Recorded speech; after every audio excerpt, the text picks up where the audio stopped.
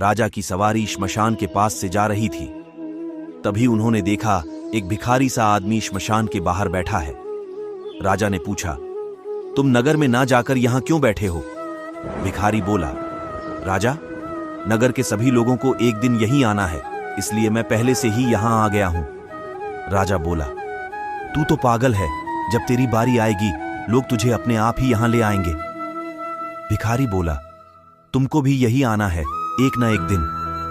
राजा बोला, तुम तो वास्तव में घोर पागल हो। ये मेरी मूल्यवान छड़ी है, इसमें हीरे, मोती, पन्ने आदि जड़े हुए हैं। इसे रख लो अपने पास, और अगर किसी को देनी हो तो ऐसे आदमी को देना जो तुमसे भी ज्यादा पागल हो।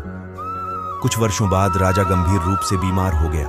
उसके बचने की आशा नहीं रही। ये भिखारी राजा के पास मिलने पहुंचा। बोला, बहुत बीमार हो राजन? राजा ने कराहते हुए कहा, हाँ, अब तो बचने की आशा भी नहीं, अब तो जाना ही होगा। भिखारी बोला, कहां जाना है? राजा बोला, ये कैसे मालूम होगा? किसी को पता नहीं तो पागलों जैसी बात करता है।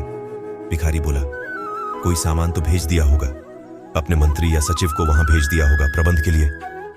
राजा बोला, तुम वही पागल के पागल हो, ये सब कुछ कैसे हो सकता है? भिखारी बोला, वहां चावल, आटा, दाल आदि भेज देते, सवारी के लिए कोई मोटर, बग्घी, घोड़ा भेज देते। राजा ने चिल्लाकर कहा, अरे पागल, मैं जहां जा रहा हूं वहां कुछ भी नहीं भेजा सकता। भिखारी बोला, तो राजन इस छड़ी को तुम संभालो, क्योंकि तुम सबसे ज्यादा पागल हो। तुम्हें पता था कि ये सब तुम्हारे साथ नहीं जाएगा, तो भी तुम ये सब कुछ इकट्ठा क्यों करते रहे?